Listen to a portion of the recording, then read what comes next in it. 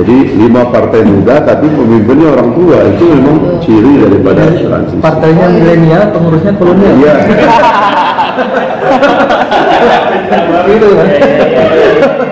Jangan kolonial lah, feodal.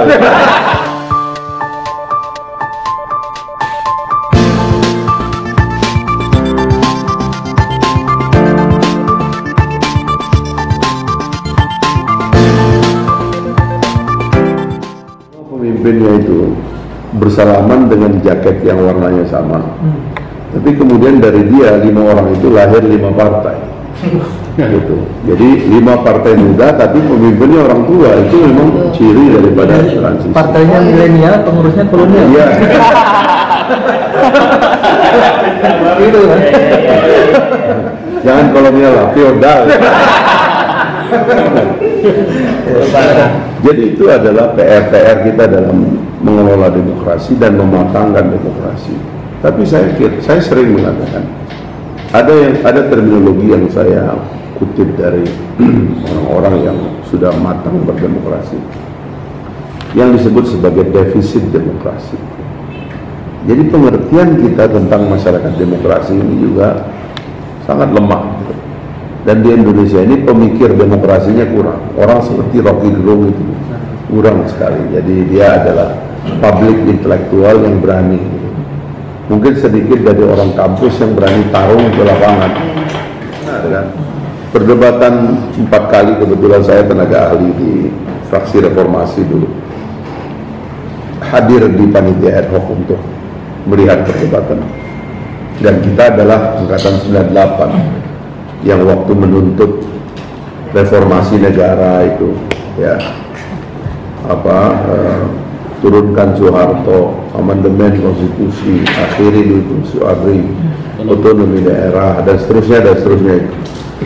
Begitu dia masuk ke dalam tahapan amandemen konstitusi, kita tahu itu roknya itu demokrasi. Tapi pemikir dalam amandemen itu kan nggak berlanjut. Orang-orangnya juga kan sudah nggak ada. Makanya saya selalu menghormati Pak Amin Rais sebagai orang yang gelisah. Kenapa dia masih gelisah? Memang karena dia adalah salah satu tokoh di dalam amandemen konstitusi. Jadi kalau dia lihat ini ada yang bermasalah, ya ibarat orang itu, Amin inilah yang membuat mobil bagi bangsa ini ke depan, termasuk juga bagi pemimpin Indonesia. Kalau dia bikin mobil, lalu dia lihat yang nyupirin ini nggak sesuai dengan mobil yang dia buat, kalau dia protes itu wajar. Itu lahir sebagai kesadaran dia melihat transisi ini yang salah arah kira-kira gitu. Nah, jadi kritik ini semua nanti akan menentukan dan memutuskan Garbi itu akhirnya bikin partai politik, ya, atau bikin konsorsium partai politik, atau bikin gerakan massa, ya, atau apalah begitu, itu nanti ditentukan oleh perkembangan ke depan. Nah, sekali lagi ini gerakannya kegelisahan dari daerah, ya, belum ada pengurus pusatnya saya lihat, jadi wajar kalau masih merupakan kegelisahan yang berserak. Ya, memang ada pertanyaan karena sebagiannya ini ada di teman-teman mantan PKS, ya. Sebenarnya gini, itu sebenarnya kan ada beberapa partai yang merupakan alumni dari gerakan reformasi. Jadi kita ngambil gerakan reformasinya, bukan partainya. Sebab ini yang gabung di Garbi ini lintas partai, lintas macam-macam lah. Tapi selama dia punya idealisme untuk memikirkan reformasi, demokrasi, dan transisi kita ke depan, termasuk juga hubungan antara agama dan negara, antara negara pasar, antara rakyat dengan pemimpinnya dan sebagainya itu, ya dia akan pasti terpanggil dengan panggilan yang sama. Jadi saya kira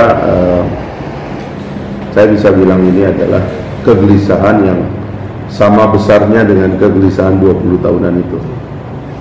Dan saya punya prediksi, kalau nanti pemimpin yang naik ini yang dilantik tanggal 20 Oktober tidak memakai pikiran-pikiran yang kita diskusikan hari ini, kita akan menghadapi krisis besar 5 tahun ke depan.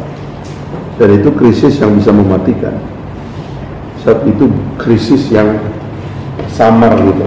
Kalau krisis tahun 98 jelas orang lihat ini reformasi, ya kan?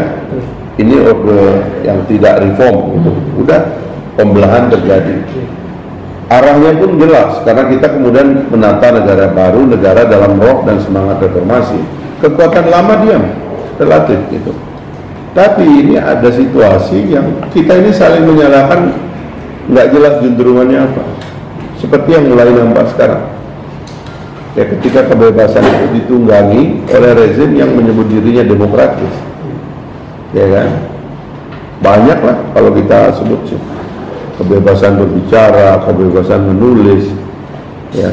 Rezim menggunakan instrumen-instrumen yang tidak seharusnya dipakai, tetapi karena manfaat bagi membungkam kekuatan kritik kepada negara itu dipakai, ya. Memakai operasi intelijen dan lain-lain dan lain-lain, banyak sekali. Jadi itulah kira-kira prediksinya. Ya.